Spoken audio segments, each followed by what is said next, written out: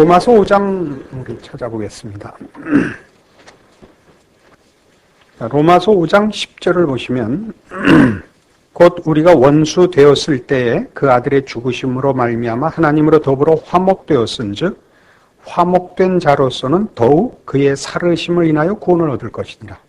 그러니까 죽으심으로 인한 구원, 그 다음에 살으심으로 인한 구원, 앞에 것을 칭의, 십자가 사건이라고 얘기할 수 있고 뒤에 것을 성화, 교회의 머리가 되셔서 구원 허락한 그의 백성들을 완성하시는 그리스도의 메시아 사역, 이것을 다 합쳐서 구원이라고 성경이 얘기합니다.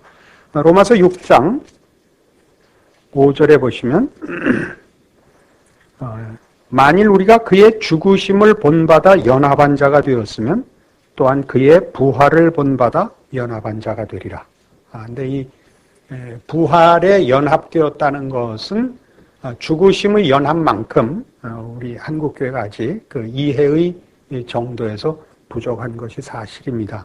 이런 부분들 좀 더 성경이 분명히 얘기하고 있는 내용이니까 교회에 관한 이해, 성화에 관한 이해가 좀 더 적극적으로 이루어져야 된다고 생각합니다.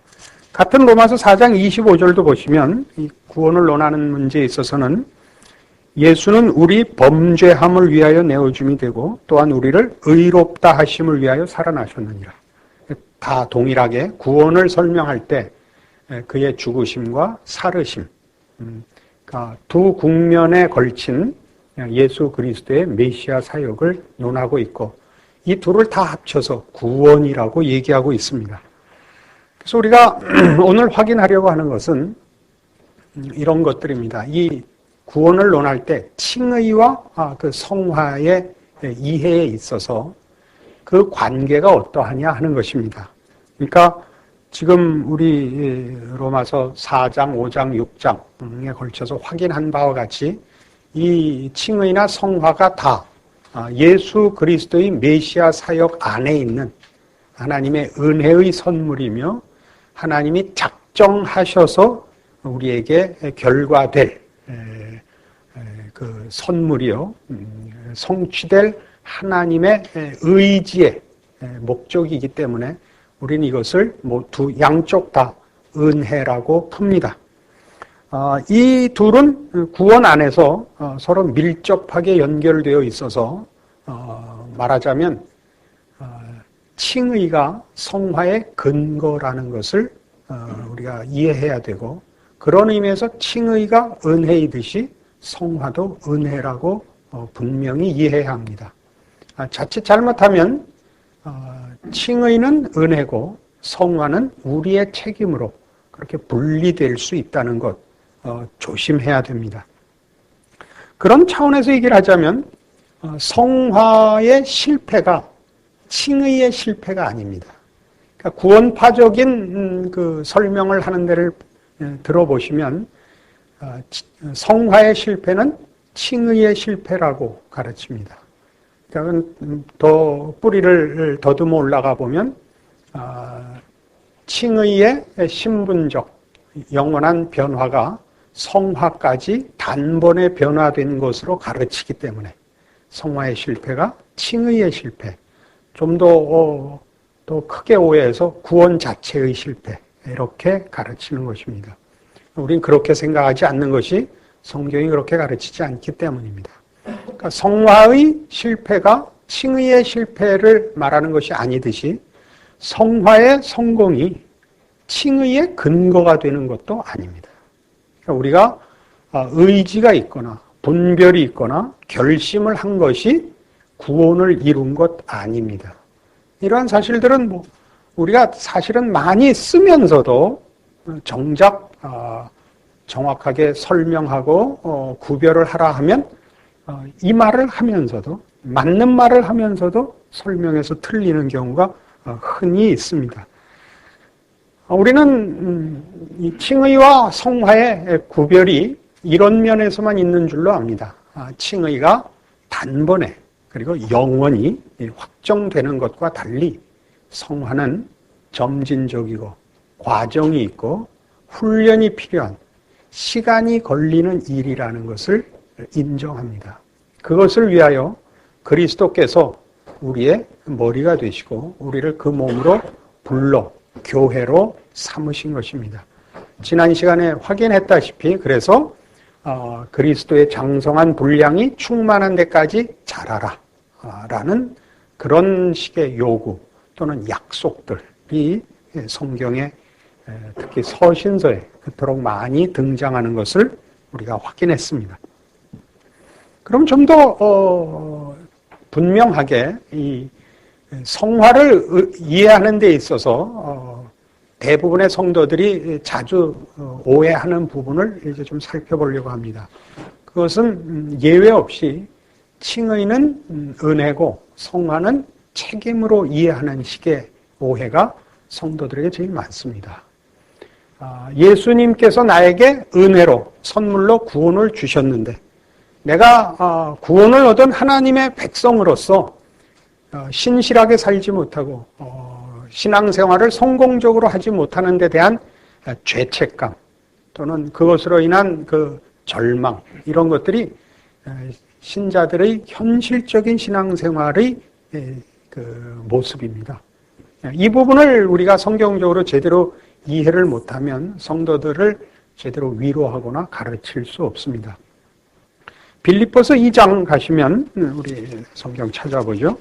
분명히 성경은 이 성화의 구원에 대한 그 명령을 책임으로 요구하는 듯이 보입니다. 빌립보서 2장 12절입니다.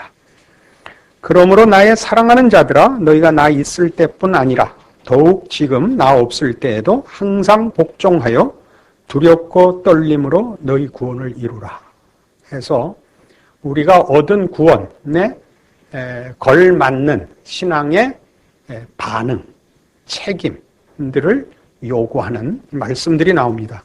에베소서 4장 24절 하나님을 따라 의와 진리의 거룩함으로 지으심을 받은 새 사람을 입으라. 신자답게 살아라. 이런 요구가 성경의 어느 곳에서나 발견됩니다. 우리 그 대표적으로 많이 쓰이는 권면하는 성경 구절로 로마서 12장 1, 2절이 있죠. 너희 몸을 거룩한 산제사로 드리라. 이런 성경에 분명하고 구체적인 성도들의 책임 있는 신앙을 요구하는 것들이 등장을 합니다. 이걸 책임으로 의식하는 이유는 아마 이런 데 있을 것입니다. 그래야 짐승하고 다르죠.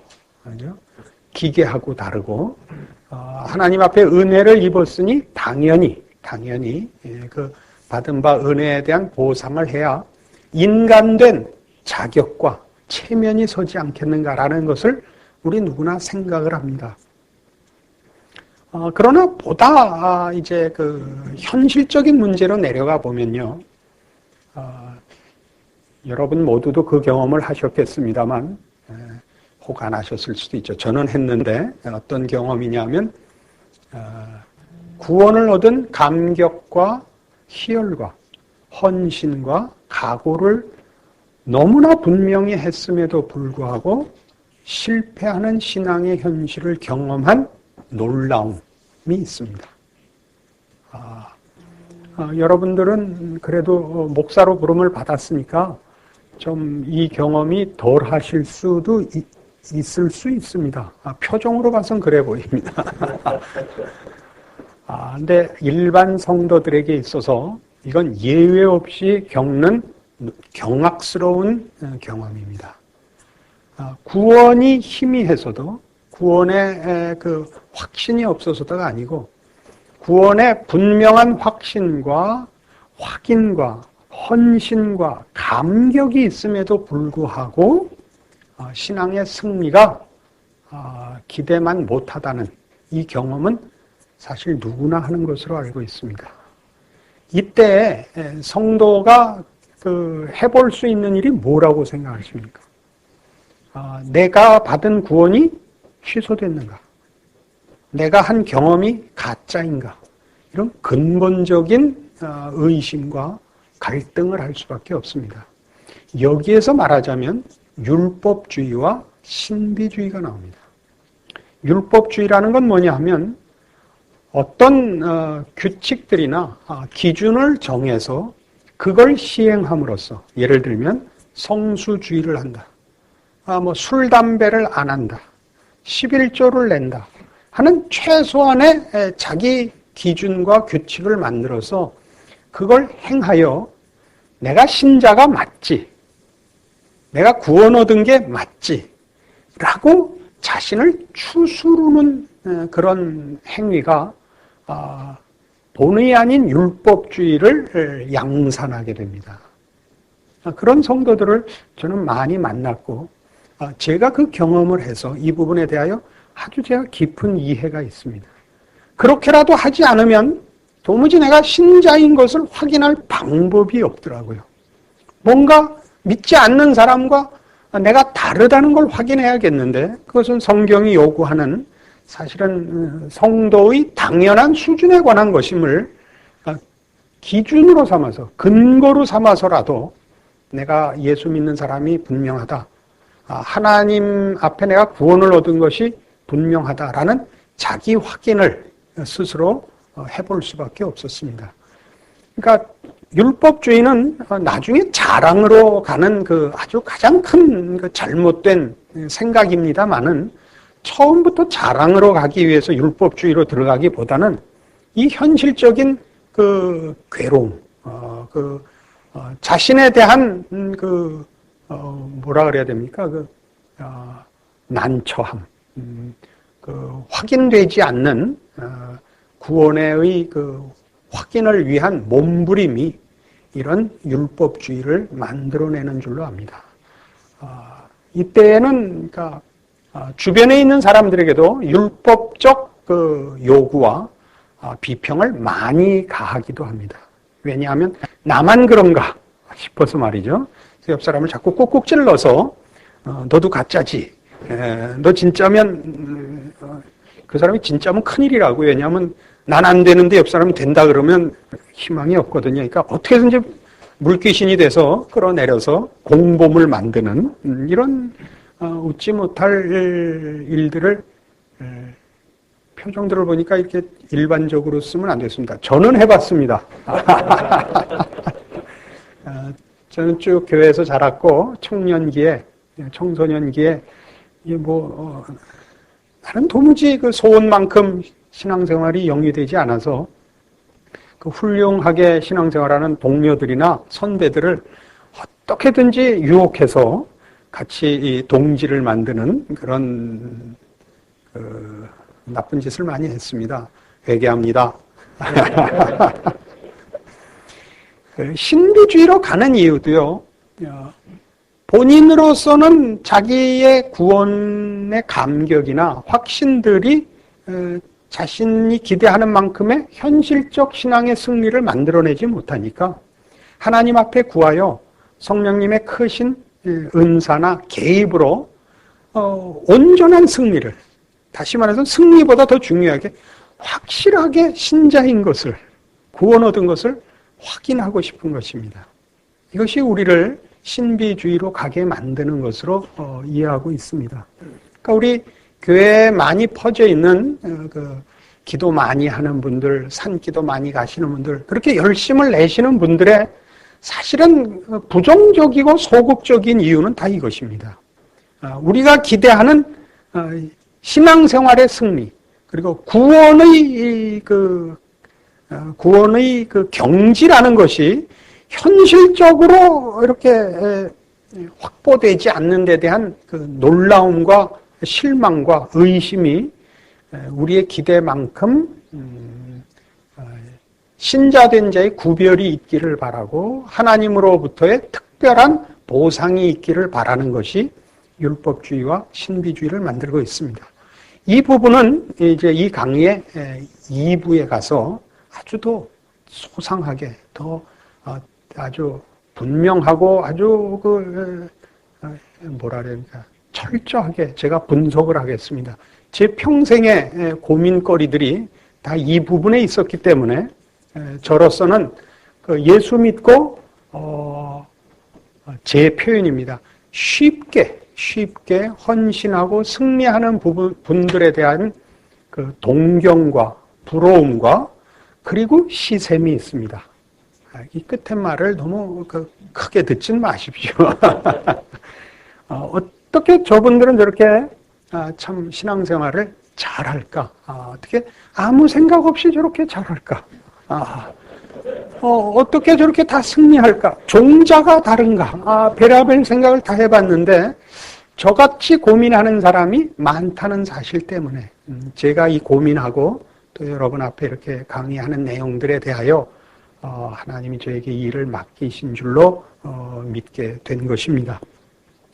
그래서 우리는 앞에서 얘기한 바와 같이 성화가 은혜라는 것을 분명히 이해해서 말하자면 성화까지 포함하여 그것이 구원이고 구원이라는 것은 예수 안에서 허락된 하나님의 은혜와 선물이라는 것을 분명히 가르칠 필요가 있습니다. 그리고 그 성화가 칭의와 달리 이렇게 시간이 걸리고 과정이 있고 그래서 시행착오가 있고 실패와 절망이 있는 것이 당연하다는 얘기를 해야 됩니다. 그러나 우선 오늘 확인해야 되는 것은 어떻게 성화가 분명한 은혜냐 하는 것을 성경으로 다시 한 번 더 확보할 필요가 있습니다. 로마서 8장으로 가겠습니다.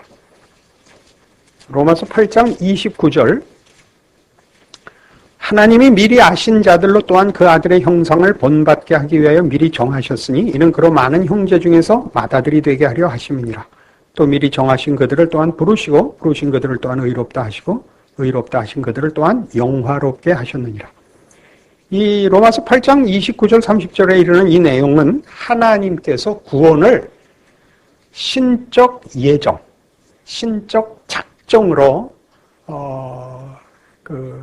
고정시켜 놓았기 때문에 이 뜻과 계획은 그 결과가 변개됨이 없이 실패함이 없이 이루어질 수밖에 없다를 선언하는 대목입니다. 하나님께서 예정하셨고 그래서 부르셨고 구원하셨고 완성하실 것이다 이렇게 되어 있습니다. 그러니까 여기에 성화는 등장하지 않습니다. 칭의와 영화가 있죠. 미리 정하신 그들을 부르시고 부르신 그들을 의롭다 하시고 의롭다 하신 그들을 영화롭게 하셨습니다. 성화는 없습니다. 왜냐하면 이 내용은 그 구원의 그 부분을 설명하는 게 목적이 아니고 하나님이 시작과 끝이다를 강조하는 부분이고 그런 차원에서 의롭다 하신 그들을 그러니까 의롭다 하신까지는 성도들에게 이미 일어난 완료된 사건입니다만 영화롭게 하셨느니라 또 완료형으로 기록되어서 아직 우리 성도들에게 일어나지 않은 구원의 완성마저도 그 예언적 완료로 완료 시제로 여기 선언되어 있습니다. 우린 영화롭게 하나님의 작정 속에 완료. 그래서 그 후에 무슨 얘기가 나오느냐면 그런즉 이 일에 대하여 우리가 무슨 말하리요? 만일 하나님이 우리를 위하시면 누가 우리를 대적하리요? 이 구절이 나오는 겁니다. 하나님이 이 일을 작정하셨고 하나님이 이 일을 목적하셨으니 우리에게 허락된 구원을 실패케 하려면 하나님을 대적해야 된다. 이렇게 나오죠. 우리의 의지나 우리의 선택이나 우리의 책임 이전에 하나님의 작정을 무너뜨려야 된다 이거죠. 그래서 하나님이 이 작정을 어떤 의지, 어떤 열심으로 했느냐를 그래서 이렇게 설명합니다. 자기의 아들을 아끼지 아니하시고 우리 모든 사람을 위하여 내어주시니가 어찌 그 아들과 함께 모든 것을 우리에게 은사로 주지 아니하시겠느냐. 그러니까 이게 하나님의 이 구원에 대한 작정의 의지, 열심에 관한 묘사입니다. 그 아들까지 줬는데 무엇으로 그 열심을 막겠는가? 그 작정을 취소시키겠는가? 그래서 33절도 보세요. 누가 능히 하나님의 택하신 자들을 송사하리요. 우리를 반대하려면 하나님을 반대해야 된다죠. 의롭다 하시니는 하나님이시니 누가 정죄하려? 죽으실 뿐 아니라 다시 살아나신 이는 그리스도 예수시니 그는 하나님 우편에 계신 자여 우리를 위하여 간구하시는 자시니라. 우리를 위하여 죽으셨을 뿐만 아니라 지금 살아 하늘 보좌 우편에서 우리를 위하여 계속 메시아직을 수행하고 계신답니다.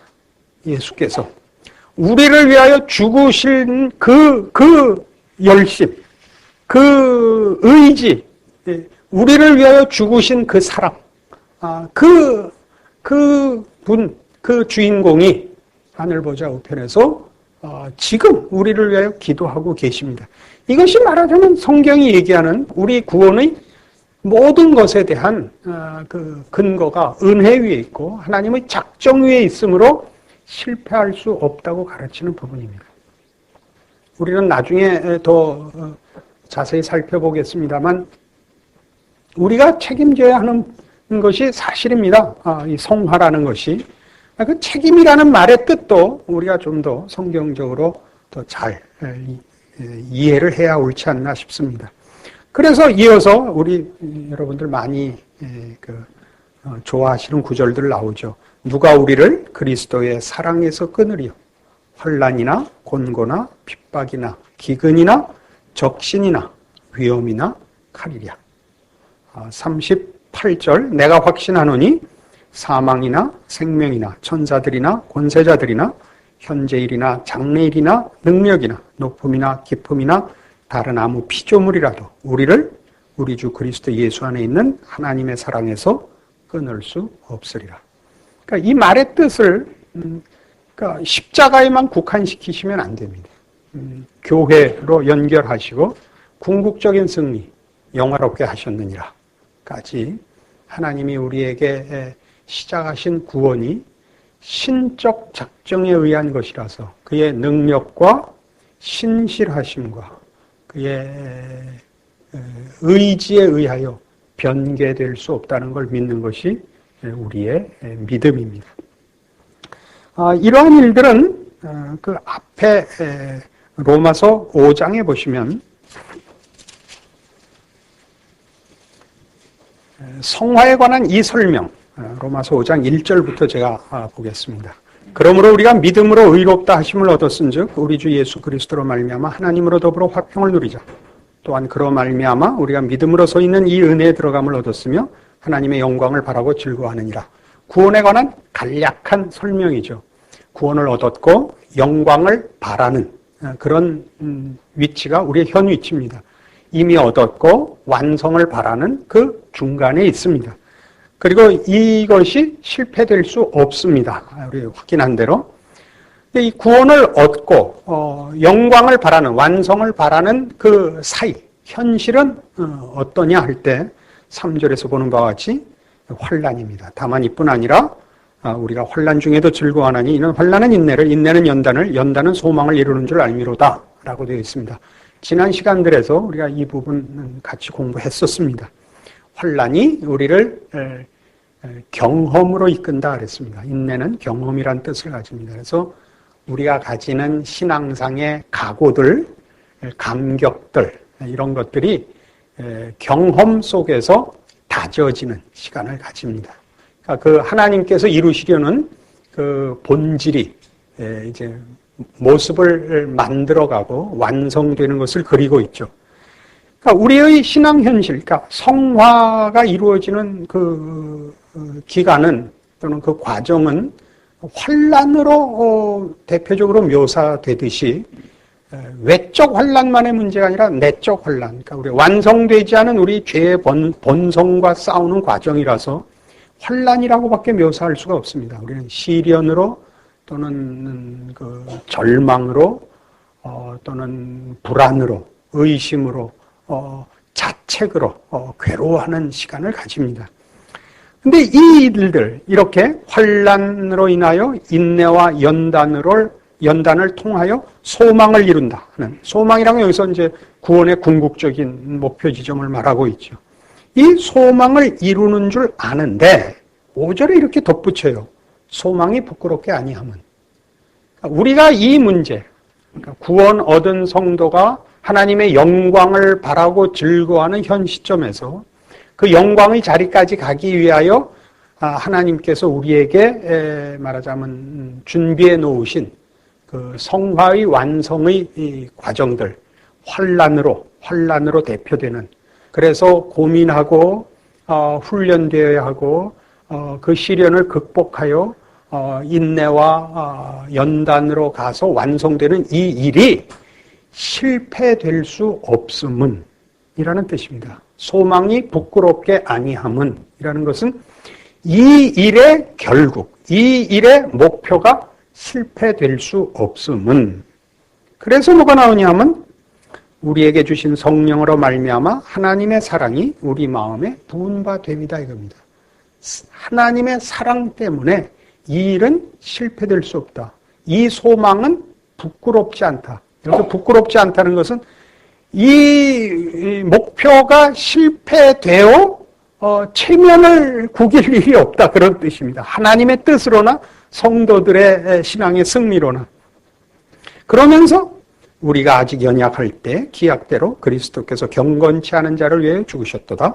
의인을 위하여 죽는 자가 쉽지 않고 선인을 위하여 용감히 죽는 자가 혹 있거니와 우리가 아직 죄인 되었을 때 그리스도께서 우리를 위하여 죽으심으로 하나님께서 우리에게 대한 자기의 사랑을 확증하셨느니라 라는, 여러분 그 자주 암송하시는 이 8절이 나오는 겁니다.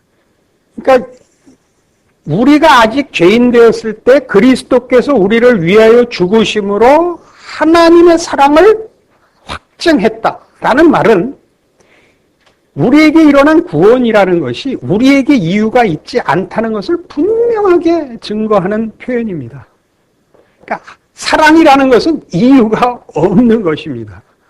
여러분 그 결혼하고 나서 다 나중에 한 번씩 그 정신 차리면 하는 말 있지 않습니까? 그때 내가 왜 이 사람하고 했을까? 눈에 뭐가 씌었지? 그 얘기 아닙니까? 그 얘기는 정신 차리고 보니까 아무 이유도 조건도 없는 사람한테 그냥 넋이 빠져 있었더라 이거죠. 사랑이라는 말을 성경이 도입하는 것은 그 얘기입니다. 사랑이란 이유가 없고 원인이 없고 사랑을 하는 자의 열심과 정성을 강조하는 것이죠. 그러니까 그것이 사랑이라는 걸 뭘로 확인할 수 있느냐면 우리가 죄인이었을 때란 말이죠. 죄인이었을 때라는 것은 우리가 하나님 앞에 아무런 가치 있는 조건을 갖고 있지 않았을 때라는 얘기 아닙니까? 가치 있는 조건 정도가 아니라 그 반대로 우리는 원수고 우리는 미움의 대상이고 형벌의 대상이었지, 하나님 앞에 좋게 보일 조건을 갖고 있지 않을 때에 하나님이 우리를 사랑하사 그 아들을 주셨으니까 어떻게 실패가 있을 수 있냐 이 얘기를 하는 겁니다. 소망이 부끄럽게 아니하면 하나님이 정하신 모든 성도들의 구원의 완성과 승리가 실패될 수 없는 이유는 이 일이 하나님의 사랑의 근거가 되어 시작된 것이요, 그 사랑이라는 말로 표현되는 오직 하나님만이 이유가 되시고 당신의 열심과 그 의지로 시작하고 결과하실 것이기 때문에 이 일은 실패될 수 없다, 그런 얘기입니다. 그러니까 우리가 뭐 나중에 그 로마서 8장 28절에서 봅니다마는 하나님을 사랑하는 자 곧 그 뜻대로 부르심을 입은 자들에게는 모든 것이 합력하여 선을 이루느니라 라는 선언이 가능해지는 것입니다. 그러니까 사실 우리가 우리의 구원을 논할 때 하나님께서 우리를 죄와 사망에서 꺼내셨을 뿐만 아니라 하나님의 사람으로 구원받은 이후에 하나님께서 만족하실 신의 성품에 참여하는 자요 예수 그리스도의 충만하심으로 인도받는 그 구원의 영광된 승리를 위하여 하나님이 예수 안에서 지금도 일하고 계시다는 사실을 우리도 이해해야겠고 성경의 증거를 충분히 붙잡아야겠고 성도들에게 가르쳐야 됩니다. 그렇지 않으면 우리는 이 성화의 과정에서 일어나는 이 시련들, 이 어려움들, 거기서 확인되는 우리 신앙의 힘 없음이 구원 전반에 걸친 혼동과 의심과 또 불안을 낳을 수 있습니다. 이런 일들은 지금 제가 이렇게 증언하는 것만으로 되어 있지 않고 더 중요한 증언이 있습니다. 히브리서 12장입니다. 4절부터 제가 읽겠습니다. 너희가 죄와 싸우되 아직 피 흘리기까지는 대항치 아니하고 또 아들들에게 권하는 것 같이 너희에게 권면하신 말씀을 잊었도다. 일렀을 때 내 아들아 주의 징계하심을 경히 여기지 말며 그에게 꾸지람을 받을 때 낙심하지 말라. 주께서 그 사랑하시는 자를 징계하시고 그의 받으시는 아들마다 채찍질 하심이니라 하였으니 너희가 참음은 징계를 받기 위함이라. 하나님이 아들과 같이 너희를 대우하시나니 어찌 아비가 징계하지 않는 아들이 있으리요. 징계는 다 받는 것이거늘 너희에게 없으면 사생자여 참 아들이 아니니라. 또 우리 육체의 아버지가 우리를 징계하여도 공경하였거든 하물며 모든 영의 아버지께 더욱 복종하여 살려 하지 않겠느냐. 여기 등장하는 이 징계라는 말은 파이데이아라는 헬라어입니다. 파이디온에서 나온 파생된 말이죠. 어린 아이들이라는 뜻입니다. 그래서 이 파이데이아라는 말은 영어 번역본에는 discipline이라는 말로 번역되어 있습니다. 그러니까 훈련이라는 말이죠. 이 문맥상 이것을 제대로 의역하자면 자식 만들기라는 뜻입니다. 제가 그렇게 해서 읽어보겠습니다. 7절부터 보죠. 너희가 참음은 자식으로 만들어지기 위함이라. 하나님이 아들과 같이 너희를 대우하시나니 어찌 아비가 훈련시키지 않는 아들이 있으리요. 자식으로 훈련받는 일은 다 받는 것이거늘 너희에게 이런 훈련이 없다면 너는 사생자여 참아들이 아니니라. 또 우리 육체의 아버지가 우리를 자식으로 가르치는 일을 훈련을 하여도 공경하였거든 하물며 모든 영의 아버지께 더욱 복종하여 살려 하지 않겠느냐. 저희는 잠시 자기의 뜻대로 우리를 훈련하였으나 오직 하나님은 우리의 유익을 위하여 그의 거룩하심에 참여케 하시느니라. 무릇 자식으로 훈련받는 일이 당시에는 즐거워 보이지 않고 슬퍼 보이나 후에 그로 말미암아 연달한 자에게는 의의 평강한 열매를 맺나니 그러므로 피곤한 손과 연약한 무릎을 일으켜 세우고 너희 발을 위하여 곧은 길을 만들어 저는 다리로 하여금 어그러지지 않고 고침을 받게 하라. 뜻이 좀 더 분명해지셨죠? 우리는 자식을 우리 부모된 우리 현실 속에서도 자식을 써먹으려고 낳는 부모는 없습니다. 자식을 낳으면 자식을 사랑하고 자식이 훌륭해지기를 바랍니다. 자식이 돈 벌어오기를 바라는 것이 아니라 자식이 훌륭해지기를 바랍니다. 지금 이 히브리서 12장이 가르치는 것이 그것입니다. 하나님께서 우리를 구원하여 써먹으려고 하기 전에 우리가 구원의 목표요, 구원의 목적이요, 구원의 대상입니다. 그러니까 우리의 훌륭함. 여기 식으로 하면 10절을 제가 다시 보죠. 저희는 잠시 자기의 뜻대로 우리를 징계하였거니와 오직 하나님은 우리의 유익을 위하여 그의 거룩하심에 참여케 하시느니라. 이게 구원의 궁극적인 목표지요. 우리의 훌륭함입니다. 하나님 아버지를 정말 아버지라 부르는 것이 부끄럽지 않게 만드는 일이죠. 하나님께서 우리를 자녀라고 부르는 것입니다. 그러니까 부모와 자녀라는 것은 닮아야 됩니다. 그것은 부모된 책임이며 또 자식의 훌륭함은 부모의 영광입니다. 그러니까 우리 성도들에게 하나님의 영광을 위하여 살아라 라는 말은 하나님을 위하여 무언가 쓸모있는 일을 해라 이전에 하나님께서 당신의 형상대로 만드신 우리, 또 그의 아들을 보내어 사랑하여 구원한 그의 자녀가 하나님이 목적하시는, 그래서 복 주시고 은혜를 주시고 구원한, 하나님이 구원한, 하나님이 목적하고 사랑한 대상의 완성의 영광이, 그런 사랑과 은혜를 베푼 하나님의 영광이 증거되는 것으로서 우리가 하나님께 영광을 돌리는 것입니다. 그러니까 그건 전인격적이고 성품적이고 존재적이죠. 쓸모있는 것은 그 다음 이야기입니다. 그러니까 우리 이쪽이 먼저 되어야 합니다. 우리는 이 일이 물론 어떤 일을 시켜 이 훈련이 더 잘 된다는 것을 우리가 현실적으로 이해해야 합니다. 우리는 성도들에게 봉사를 시키며 전도를 시키며 규칙적인 신앙생활의 훈련을 요구해야 합니다.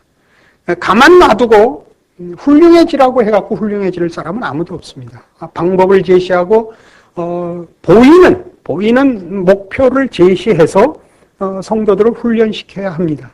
그러나 그 훈련이 유용함, 그 훈련으로 인한 봉사나 구제나 전도로 인한 부산물들의 목적을 가지지 말고 그 훈련이 그 성도들 개개인의 신앙상의 완성에 먼저 쓰임받는 일이라는 걸 놓치지 않아야 됩니다.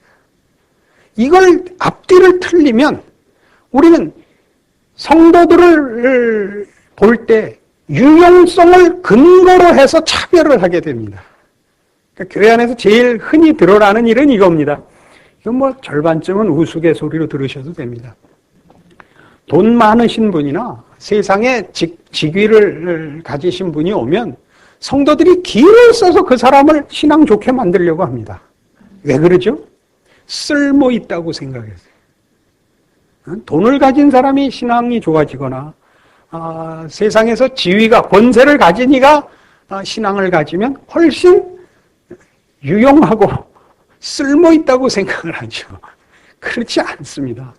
그러니까 결국 그 소원은 그 사람이 가진 돈이나 그 사람이 가진 지위를 목적하고 신앙을 미끼로 던지는 것인데 그건 현실적으로 그렇게 쓰셔도 됩니다만은 그건 본질은 아닙니다. 우리 이런 얘기하면 다들 속군하는 문제가 있습니다. 신앙이 좋은 가난한 사람과 신앙이 없는 부자는 누가 더 쓸모가 있습니까? 교회에서. 물론 신앙이 있어야죠. 그러면 똑같이 신앙이 좋은데 가난한 사람과 부자는 누가 더 쓸모가 있습니까? 그럼 예외 없이 부자죠. 그래요. 그렇지 않습니다. 절대 그렇지 않습니다. 그건 모릅니다. 가진 것으로만 하나님은 일하시는 것이 아니라 없는 것으로도 일하십니다.